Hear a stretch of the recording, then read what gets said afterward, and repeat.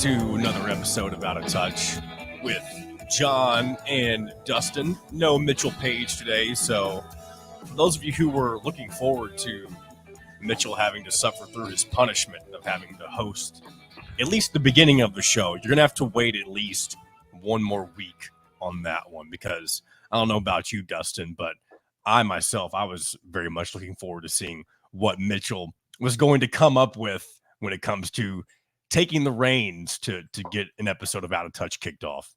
I'm excited because he seemed excited about it. And I think he wants to host the entire show. And so that was the thing. So the punishment was that he just had to come in with one topic and kind of just get the show rolling. But whenever he lost last week's edition of Town Name Trivia, he seemed like he was raring to go and he wanted to give the full episode a shot. I think that episode will either be 20 minutes long or 2 hours and 20 minutes long. And it's one of those things where if it hits a certain level, I don't know if I'll just have to take the wheel from him and just kind of put it back on track, or if I just let it do what it do, I guess, as they say. So we'll have to wait on that next week. Also, a little different for us recording today. It is a Wednesday. Normally, this is when the show releases. It's going to come out on Thursday instead. We're also recording this in the middle of the afternoon. If you're looking on YouTube, you can see the sun is shining behind Dustin. I don't have any windows, at least in view, but if you look in through the little the picture frame above me, you can kind of see a bit of a sunshiny glare.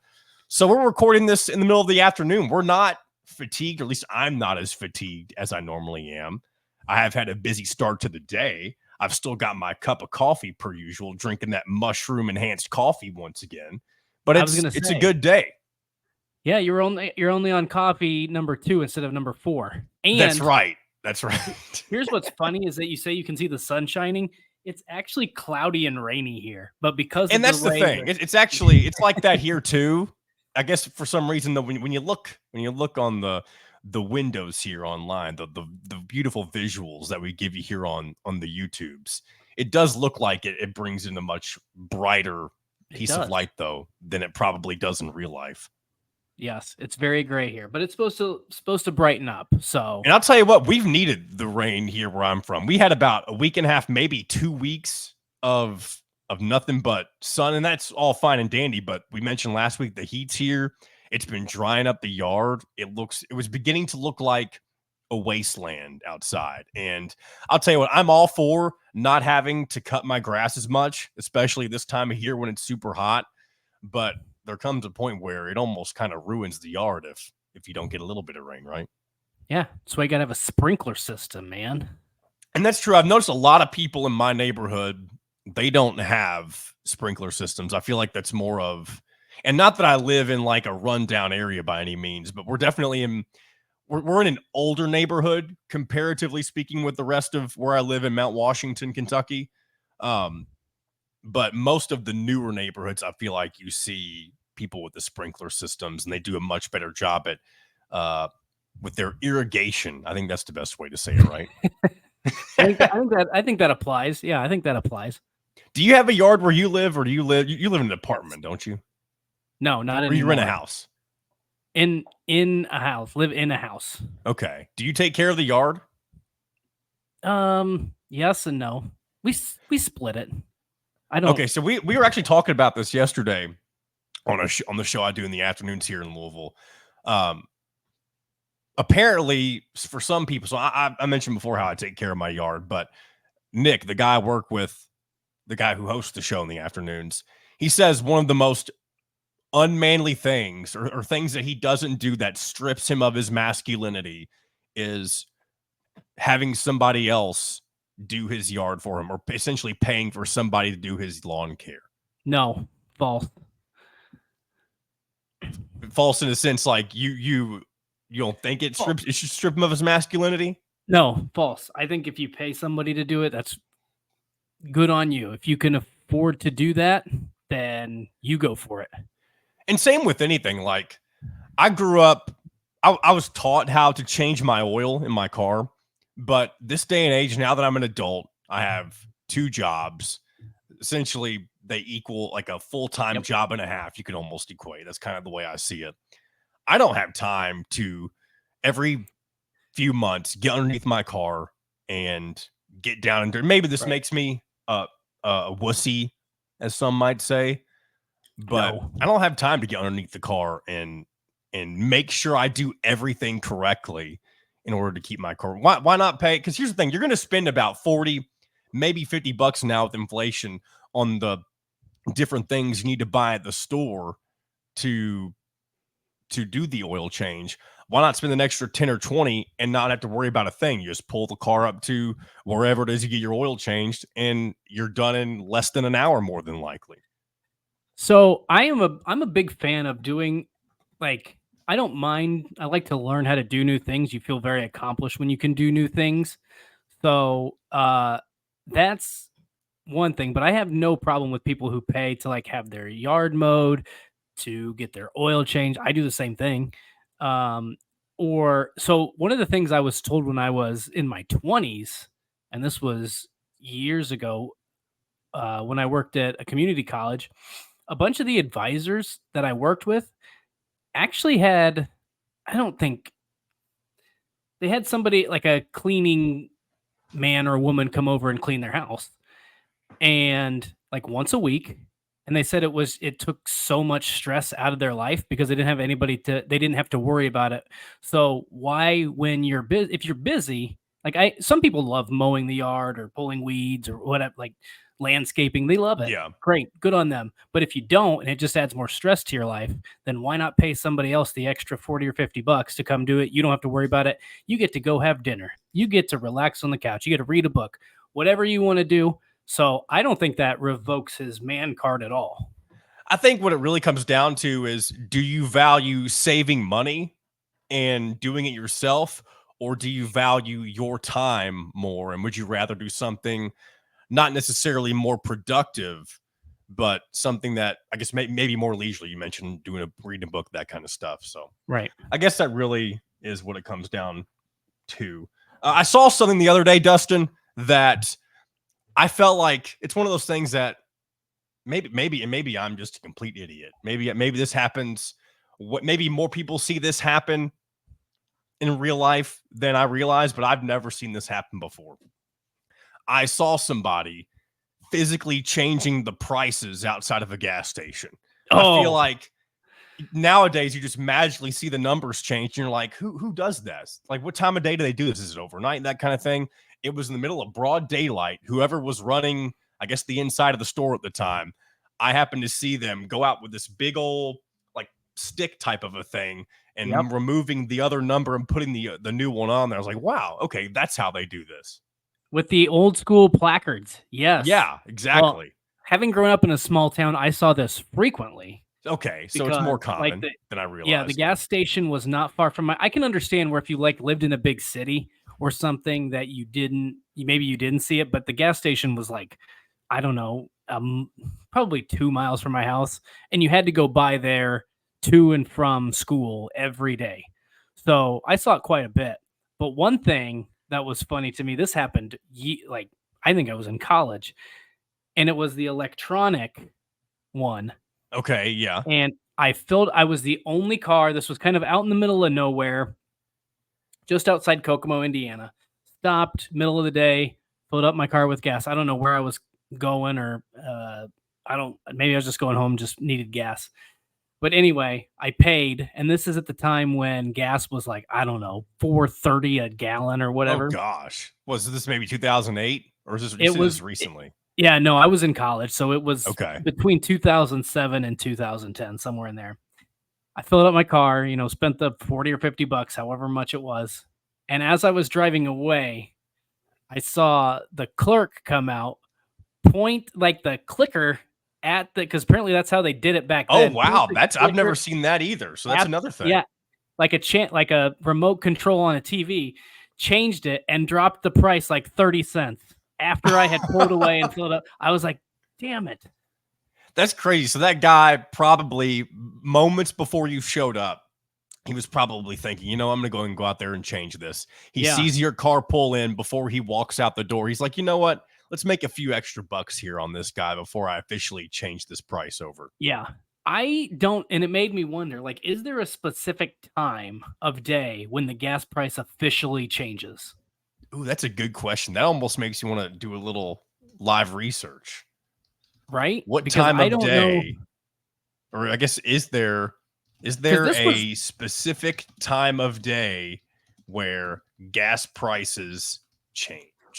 yeah, because this was like in the middle of the day. Like, I don't know the specific time, but I know it was light out So and this it is was in the, from a Reddit thread, and it just says they can do it whenever they want, but most of the time it's early in the morning. When I used to manage gas stations, we would change it at like 4 a.m.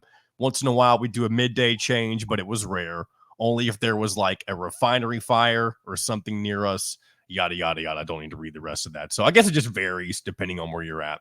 Because I always assumed he mentioned 4 a.m. I always assumed that it just happened overnight whenever there wasn't a lot of yeah, people that's, outside. that's what I thought until I saw it.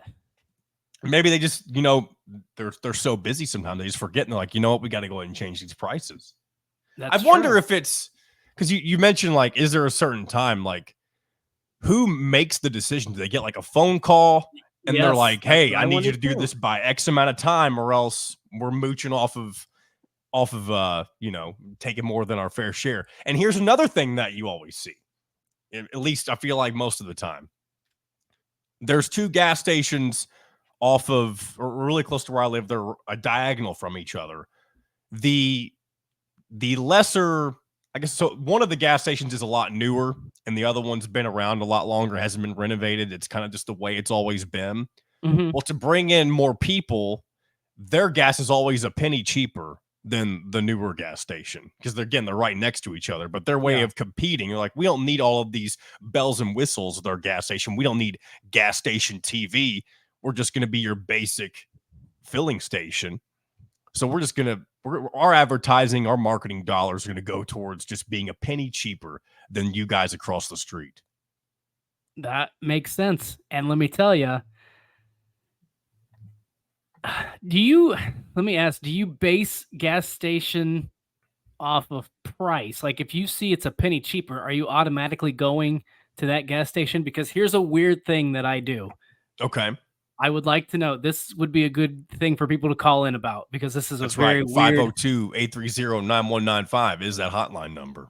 I don't know if idiosyncrasy is the right word, but this is a very odd thing that I do that I've noticed. I will favor gas going to a gas station that's on the right-hand side Yep. as opposed to turning in the left. So even if the side on the, now if it's like 10, 15 cents, then I'll pull into the one on the left. But if it's the one on the right and it's like 2 cents more expensive, I'm pulling into the one on the right because it's an easier turn.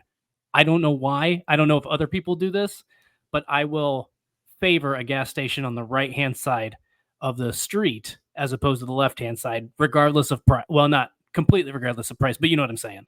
If it's comparable. And I Yeah. think that's probably true for most people. I'd say another exception would be if the gas station on the right is significantly more crowded than the other.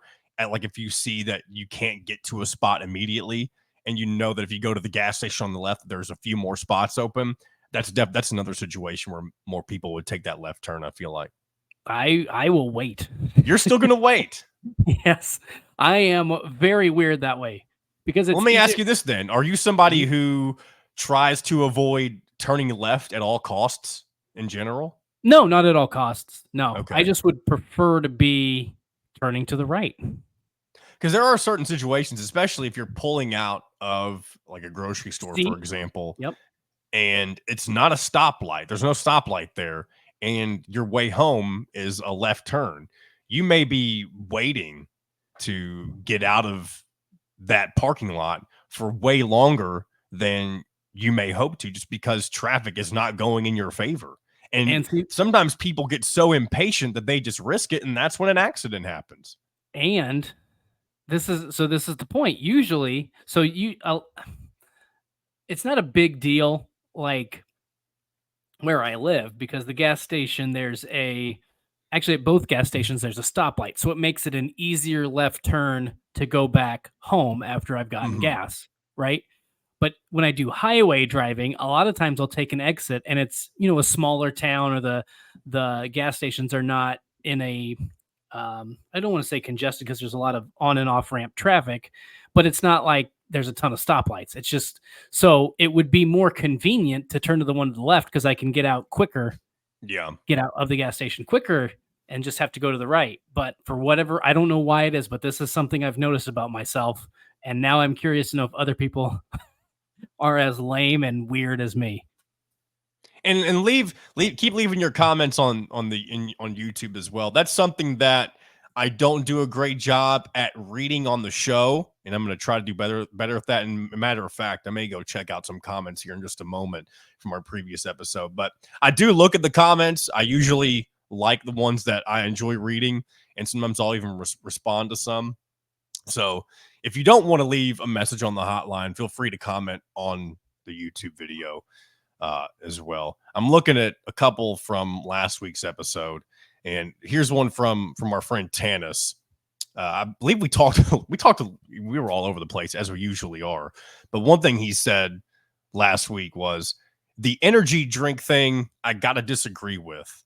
I went to Big Lots and got what I can only assume was the Chernobyl Russian energy drink from Hot Tub Time Machine, and it gave me heart palpitations and a twitchy eye after 3 drinks. So I do remember talking about energy drinks a little bit last week. What is it exactly? Do you remember what he's referring to? What part of the conversation?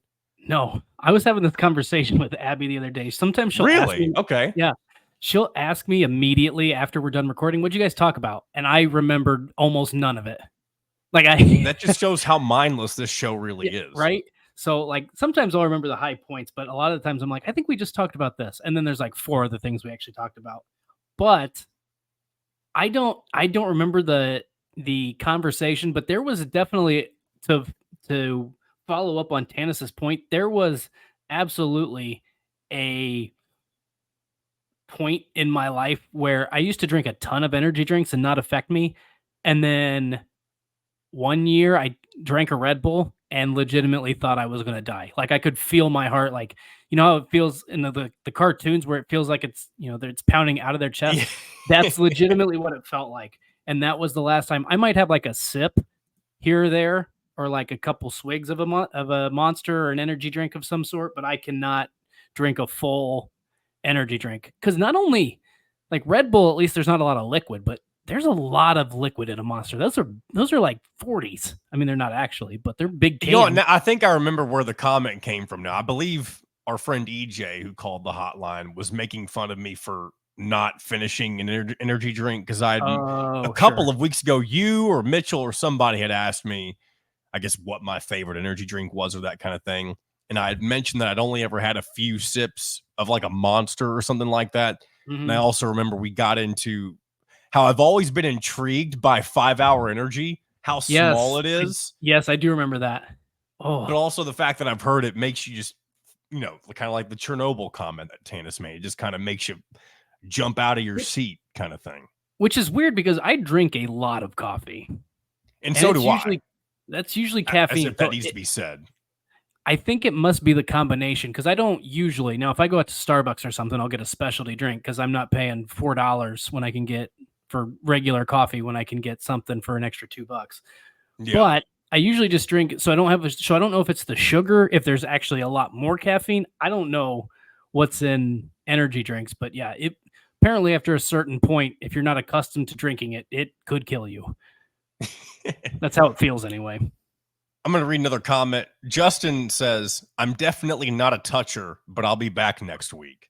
Obviously alluding to the fact that for 2 episodes now, I don't know if they were back to back, but we've jokingly referred to our listeners as touchers. Yes. Jennifer also commented, maybe not in YouTube, but she did mention to me that she does not like that term. So we're going to have to come up with something new. That's obviously tongue in cheek and will probably not get used past this point, but it was funny while it lasted. Let's read one more YouTube comment and then we'll get into something else. This is from Russell. He says, Mitchell hit his golf ball in the weeds, went looking for it, and all we could see in the weeds was Mitchell's white cap towering over the weeds. I guess I probably should have tried to figure out the context of that before I read that on the air, but you know what? It is That what it sounds is. like a Thanks for sounds like a commenting. knock on Mitchell's height. On his height and maybe his golf ability, he mentioned how he hit it into the weeds. And I know there was a show recently that he was on where he was doing the show from the golf course, so he might have been alluding to something like that. Another. I tell you what, it feels there may come a point with some of these stories where you all might think I'm making these up, but if you work in a downtown, a metro area, city, whatever that might be, maybe this is more common in other cities as well. But again, I'm only speaking for Louisville, and as we know, I've seen some characters. Dustin and Mitchell definitely both know that I've seen Yep. my fair share of. I hate to call them weirdos because that's not really fair, but they're just characters. I think that's just the best way to describe them. But I was driving in the other day, Dustin. I don't know if it was Monday or if it was last week. I can't fully remember what day it was, but I was on the road that leads to my parking garage, Okay. and probably less than 500 feet from where I turn into the parking garage, there's a guy just standing in the road. I don't think he didn't look like he was homeless. He did look a little confused, but there's this guy standing in the road, and he's in the lane that I'm in and acts like he's not going to move out of the way. So I begin slowing down a little bit. He eventually moves over, but he doesn't decide that it's smart to get all the way out of the street. He just moves over into a different lane. Again, looking like he's very confused. But I just don't understand why anybody would think it's a smart idea to just kind of hang out in the middle of the road in the middle of the day in a busy street. People do that here too, and it's odd to me. Feels like like some people it's just like they walk to the middle of the street so that they can cross, which is fine. Yeah. But I've also seen people just walking in a lane like they're riding a bike or driving a car, but they're actually just walking. And it seems very dangerous. I would not recommend doing this, but And maybe I we don't just know. live in a day and age where people just don't care anymore. I mean, think not that they don't care that they die, but I think they throw caution to the wind a whole lot more frequently. Yeah, I would say that that's the case if you're walking down the road in a busy street or standing in the middle of a busy street. Yeah. What's the weirdest thing you've ever seen in downtown Indianapolis? Oh, And it doesn't boy. necessarily have to be a human encounter, which I feel like most of what you might Okay. see in a downtown area might be. But what you got? So that did I could this is not Indianapolis. This is when I lived in Orlando. Okay.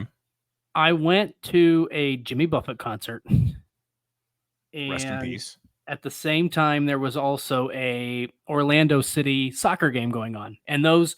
So the game was at the soccer stadium. I can't remember the name of it. I think they play in the Citrus Bowl, but I could be wrong. Or maybe they used They to play in used the to. Citrus Bowl. They used to, but they built Okay. a brand new stadium. So I think that this was by the time that they had built the new stadium. If I'm Okay. They were all, and then the concert was at Amway Center, which is where the Orlando Magic play. And anyway, Church Street is a big street in Orlando. It's kind of like where all the businesses are. It's kind of the hub of everything. So that entire road was shut down because of the soccer game and the concert. They had all kinds of different booths out. They had, they were selling tropical drinks. It was mostly for the concert goers, but there were a lot of soccer people there as well. So it wasn't really a big deal. Just kind of enjoying, sipping on drinks, walking around before the concert. And I swear to God, I'd never seen this before. I witnessed a man carrying, as if it were his child, a sloth. Like holding it like you would a baby, like kind of cradling it. And the sloth's like arms were wrapped around its neck. And I saw it was not a stuffed or fake sloth. I did not know sloths could be pets. I did not know sloths could be outside, like with humans in downtown. So I'm looking right now if it's legal to own a sloth. And I didn't specify specifically state-wise or wide. It may be different depending on where you live. But this is just for Kentucky. I'll check. This is in Florida, right? This was in Orlando. This guy was not at least within my eye shot. He was not arrested or nobody said anything to him. And the weird thing was as if people were looking at him as if this was normal. So in Kentucky, you can own a sloth, but you have to have a wildlife transportation permit. Let's check out in Huh. Florida. I'm assuming if this guy is from Florida, it's probably a similar situation. I would say it's probably legal then, but I did not Here we go. know. In Florida, sloths fall within class 3 wildlife, the class 3 wildlife category. And again, it's similar to Kentucky. If you have a wildlife permit, you can own a sloth. Well, this guy must have had a wildlife permit and he was carrying it around. I don't think he, I don't, I mean, I don't know if he went to any of the games. I don't know what you feed a sloth. I don't know what a sloth's plans are. Do you just let it out in the yard? That's Like, what I I'm don't saying. Like, know. how do you have fun with the sloth? Or maybe this guy, like, if it's your emotional support sloth animal, like, which is kind of just funny to think about. I mean, you got to think about it though. If a sloth would probably be a pretty good support animal, considering it's always going to be in your business, it's going to always want to be hanging around you, that kind of thing. It's going to give you all the attention you need if you're lonely, that kind of a thing. So maybe that does make it a good. And I'm not saying that that's what this I guy's sloth was, but you feel never like know. it's a, I feel like it's a defense mechanism. Like, oh, we're not going to mess with that guy. He's just carrying around a sloth. And while the sloth is not the most intimidating of animal kingdom creatures, I don't think I would be like messing with a guy that was just willingly carrying around a sloth. They got long fingernails. Yeah, so and apparently sloths can be pretty dangerous if they're around somebody they aren't comfortable with. Again, you mentioned the fingernails, and they also have razor sharp teeth. So Ugh. Well, pretty that good. doesn't sound I mean, good fun. defense. I mean, if you again, like you said, if you see somebody walking around downtown with a sloth, it may look cute and cuddly like a koala bear. But again, if you mess with it, I mean, you may be poking the bear or poking the sloth, I guess. Yeah, I That's an could be. interesting story, though. I've never really seen anybody walking around with an exotic animal that wasn't inside of a zoo. That that is that's the story that comes to mind. But I've been downtown Atlanta. I've been downtown Indianapolis. I've been downtown St. Louis. That's still one of the weirder things I've seen. But I'm trying to rack my brain really quick. If there's been anything else that I can remember. I do have a funny story about being downtown in Atlanta once. Okay. Um, I met a friend at the College Football Hall of Fame, and anybody that knows anything about downtown Atlanta, it's almost impossible to find parking. It's a it's a It just seems nightmare. like a miserable city to live in. No offense if you live in Atlanta, but and nothing really against Georgia in general, because I know you lived in Georgia and you claim it's a very beautiful place, and I'm sure it It is. is outside of Atlanta. But I cannot imagine living remotely close to the metropolitan area of Atlanta. Well, it depends on where you live, but the metro area is fine. Like the traffic can get a little bit bad, but by and large, like I lived in metro Atlanta, but like living downtown, I agree with you. I think would be a nightmare. But anyway, so I parked in this parking garage, went in, um, and I knew where I had parked. I knew like it's easy to locate where my car was going to be because it was close to like the end of one of the aisles of the parking garage. So I thought, okay, no problem. Go in, do the College Football Hall of Fame thing for a couple hours, have lunch, go back to the parking garage. I go back to the parking garage exactly where my car is, and there's an empty spot. The Okay. spot where I parked my car is empty. And I was panicked. I'm like, I have no way of getting home. I'm gonna have to call the police. Don't really know. I think this was within the first 6 or 8 months I lived in Atlanta, so didn't know anybody, didn't know anything about the city. After about 5 or 10 minutes of just like racking my brain about what to do, I realized I was on the wrong floor of the parking garage. Okay, I was gonna say, did it not cross your mind to check a different Yes. floor? And then I went up one floor and there was my car in that exact same spot. But the amount of panic I had that somebody had stolen my car in downtown Atlanta was very real for 5 to 10 minutes. I'll tell you what, something I guess kind of similar happened to me the other day. Maybe it's not similar at all, but it did rack my brain a little bit. So I'm home by myself this week. My wife's up in Michigan with some people from church doing a high school thing, and so I'm got the house to myself. On Monday, I get home from work, and so my front door, I have a regular door that closes and locks, and I have a screen door. I get home, and I'm the kind of person when I leave for work every day, whether my wife's here or not, that kind of thing. I always lock. I have a certain kind of routine that I go through to make sure everything's locked, put away, make sure the dog can't get anywhere, all that kind of stuff. I get home on Monday and the screen door is shut, but my regular door that I normally shut and lock before I leave was wide open. And my dog was sitting right in front, like she was waiting for me. But again, the door's usually not open. But so my heart immediately sinks. I'm like, oh, somebody got in. Yeah. Or somebody that I know who might have had a key may have come over without asking, that kind of thing. I didn't really think that was the case. It didn't initially cross my mind that maybe I just left this door open because it's not really like me. But the panic that set in when I walked in, Yeah. I'm immediately checking everything, looking around, noticing that things weren't taken, obviously. So the more I kind of start to rationalize things, like I mentioning that things weren't stolen, like that was the first instance, like, okay, maybe this is something I overlooked whenever I was leaving. I still went and literally checked all the doors, made sure nobody was hiding in the house. Again, by that point, I'd started to probably understand that it was just me. But I'm the kind of person to where I had to sit there and question, like, did I really forget to lock the door? And then I'm running these scenarios in my head, like, what could have happened? Because I left this door wide open for however many hours it had been. And so, yeah, it's thankfully I live in a good neighborhood. I mentioned earlier, it's not like it's not the most nicest, but it's not a bad area. It's just an older neighborhood. One time I did that. This was within the last 2 years when I lived in Gainesville, Florida. And it was a ground floor, like we lived upstairs, but it was a ground floor entryway. And I left the door cracked because it was one of those where, like, usually you can kind of pull the door behind you and it'll just slam closed. But this one, it like caught on the inside of the door. And so it kind of bounced instead of pulled. And I had my headphones in, so I couldn't hear it not lock. And the door was still open. I didn't have that panic that I thought somebody broke in because I knew I probably left the door open. But I was panicked that a snake or some sort of raccoon or something was in my apartment. Fortunately, there was not. Have I ever told the story that about the time I was working overnight at UPS and somebody did, I'll put in quotations, break in to my car? Have I ever told that story on this show? No. So this is a big John was a dumbass on my part. I was in college.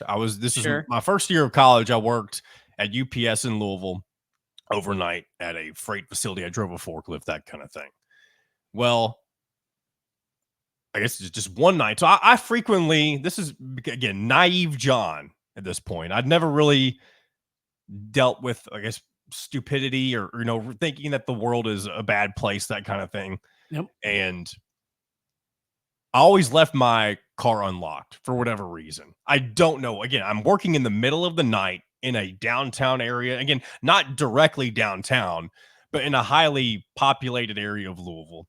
Sure. And always left the door unlocked. And it had never been an issue. I don't know how long it had been at this point before this happened, but it was never an issue before. Well, I come out from my midnight shift or my overnight shift, whatever it was, around 4 or 5 in the morning. And the car door was wide open. My backpack for college that I left in my car had all the books taken out of it. They didn't take the backpack for whatever reason. They just took the books out of it. I guess for some reason I left my wallet in there because all over I don't know if it was the floor on the ground next to the car, but was a bunch of my cards minus my debit card and any cash that might have been in the wallet. All that was gone. My phone was also gone. So at UPS, we were not allowed to take our phones into the facility unless we had I don't know if it was a permit. You had to have permission to have your phone in the building. I don't remember what the reason was. So my phone was also stolen. And so, again, this being the first type of experience I'd ever had with something like this, you panic. I found my friend Jimmy, who also worked there, and I was like, hey, man, can you come with me back inside? I need to go talk with one of the security people about this. And again, I wasn't saying it this calmly. I was very panicked. Right. And I run inside, talk to the security people. Again, they can't really do much. All they can do is be like, hey, you can call the police and they might be able to file a report. But again, they're not going to prioritize a stolen No. phone, books Right. missing, that kind of thing. And so they helped in a way that they could. At least they tried to. Obviously, I didn't get the phone back. One thing that did happen was whoever stole the phone, two things. First, they messaged me somehow. I can't remember how they did this, through my Twitter account, saying that I can get my phone back if I give them X amount of money, kind of thing. So they were like extorting me. It was Right, super right. uncomfortable. Very, very weird. And then I also was able to track what they purchased on my debit card before I Yep. got it canceled. I guess they had their own vehicle. Thankfully, they didn't. Well, I had my keys. They wouldn't have been able to steal the car. Maybe they would have taken the car as well. But they left with the money in the card and all that kind of stuff. And the two purchases they made, they went to a gas station and I guess put some gas in, and they went to White Castle. Those were the two things that they purchased on the debit card before Wow. I got it canceled. They went wild. They went wild. Yeah, they went through all that trouble, checking doors or whatever it was. Again, I left the car unlocked, so they didn't break in. I essentially invited them into the car. And yeah, that was one of the dumbest things I probably did at, I guess, what was it? Maybe 18 years old, 19 years old. So yeah, don't leave your car unlocked in overnight freight facility, or if you work at any overnight job. I'm sure most of you know that because you're not 18 and stupid like I am, or was, I should say.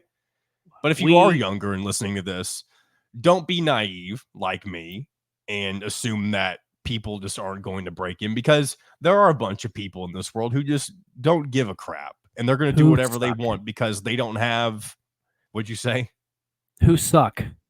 Yeah, they just suck. And that's just the way life is. And when you're naive, sometimes you don't think that.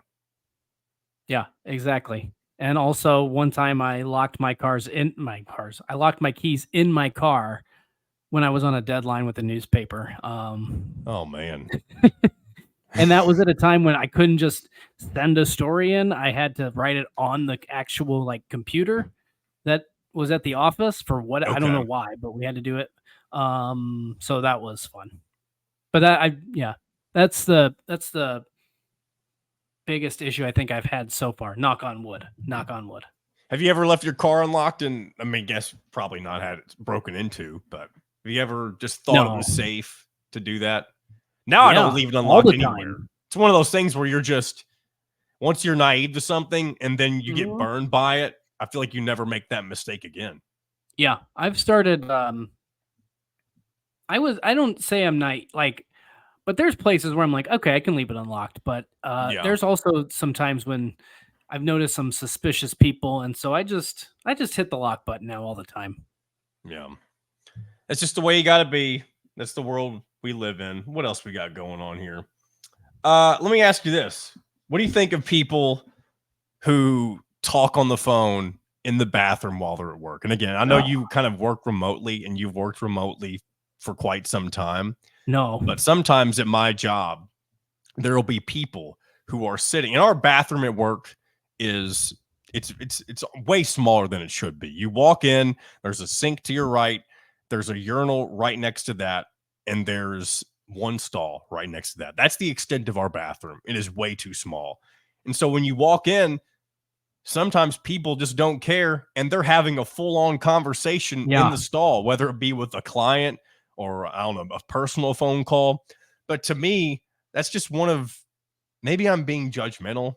Maybe oh, okay, so I'm on the right track according to Dustin. You're on the right side of history with this. I don't care. I don't understand people who just think it's, I don't want to say think it's okay, but they're like, you know what? Let's throw care. We've been talking a lot about, I guess, not caring in the last few minutes. People just don't care, and they'll just have phone conversations in the bathroom at work sometimes. I don't care what people do in their own bathroom. That is whatever you want to do. If you want to talk, I don't care. Like leaving the door open. That's a throwback. Even if it's a single person bathroom, even if it's like you're at a gas station, there's only one time and you go in, that's fine. But if it's multiple occupancy situation and you're on, especially if you're on speakerphone, I'm just like, you don't have they can't talk to you again in 30 seconds. Like it's not an all day affair. What is happening? I am very uncomfortable when this happens. Yeah. And it's one of those things where when let's just say you walk in, they're already in there. They may or may not be aware that you've walked in. But sometimes I have a hard time thinking, should I be listening to this conversation? Should I just walk out? Should I just try to ignore it and go about my business? Because it's just like you said, it's just very uncomfortable. Yeah, I mean, I'm going to hear it. It's not like I'm eavesdropping. If they got it on speakerphone or even if they're just talking on the phone, like it's not like you got a lot of space. So Another bathroom story about work, or a scenario, I should say. I don't think there's anything more embarrassing, at least when I'm thinking of work scenarios. There probably is something more embarrassing, but again, along this line of thinking, what we're talking about right now with restrooms, I can't think of anything more embarrassing than knowing that you have to, well, just to be discreet about this, go number 2 so bad that you're like, you have no option but to use the stall at work, and it's loud, you know, people, and then the fear of somebody walking in and just hearing you release all the excrement. It's just a horrifying feeling, I feel like. it is terrifying. And I mentioned that this was my worst fear when I worked at a community college. Okay. Like, some people just don't care, but like I was like, if I'm in there and then there's a bunch of students in there, I don't know if I'm going to be able to look anybody in the eye again for the rest I of my think life. the biggest fear we have with that is somebody walking in and they just can't help themselves and they audibly let them know how disgusted they are. They might just be like, "Woo." And not that that's called for, but like, and most people wouldn't do that, but some people just can't help themselves. Right. I think it's still, even though that's what they're there for, it's still like unexpected. You don't expect to encounter that during your day, but it happens. So I don't know. Yeah, that is I don't know if it's not a fear really of mine anymore because I don't work in a I public think as place. you get But at one time older, it was. or there's probably a point of no return or a point of regression with this, but I definitely feel like as you get older, it's a lot easier to avoid those situations. When you're younger, not so much. And then again, I mentioned point of regression. I'm sure, again, I'm only 26, but I'm sure there's a point in your life where it becomes a lot more harder to control the urge to use the restroom. And you probably care a lot less as you get older. Would be my guess. That's probably true. All right, man. I think we're gonna wrap this one up today. One thing, I don't know if we mentioned this at the beginning, or I did mention it. We are recording this in the afternoon, but it's about that time for me to get ready to go into my afternoon shift. But thanks for joining me today, Dustin. Hopefully Mitchell will be back with us next week. We may or may not hear about his baby, if that is something that's in the cards. So we'll look forward to that, hopefully. And I will sit here. I'm going to try to stop doing an outro like Jim Coyle, because that's exactly what I'm doing right now. And again, Jim, if you're listening, that's not a knock on you. That is me realizing that I've learned so much from you, in the sense that like I've picked up on some of your mannerisms, that I'm defaulting to that style of outro because I don't know what else to do. And sometimes that's what we do. We mimic those that we're used to being around. Yep. What is the phrase? It was looking forward to it. As soon as I said it, I immediately went there. I know that. But what's it's not mimicry. What is the finest? Oh, something is the best. Imitation is the best form of flattery. I don't know why I couldn't think of imitation as the word, but yes, there you go. Any parting words, Dustin, before we put a bow on this? I don't think so. I would like to hear people's weird thoughts on, first of all, about if you have a gas station preference or a side of the street preference, or even if it's like fast food, and then weird downtown stories. Those are the two hotline items. Or even weird gas station stories in general, because it wouldn't surprise me if there's many of those out there. So yeah, hit that hotline at 502-830-9195. And also, I haven't plugged this in a while, but subscribe to us on YouTube. We're at 85 subscribers. Appreciate those who have taken the time just to hit that button and try to help spread the word of the Out of Touch podcast, because who wouldn't want to listen to this nonsense every single week? of their life. So with that being said, I'm going to go ahead and wrap up this week's episode. We'll talk to you next time. It's been a pleasure. Go enjoy the rest of your week.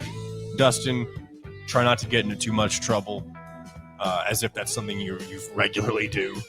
And we'll talk to you next time. This has been another episode of Out of Touch.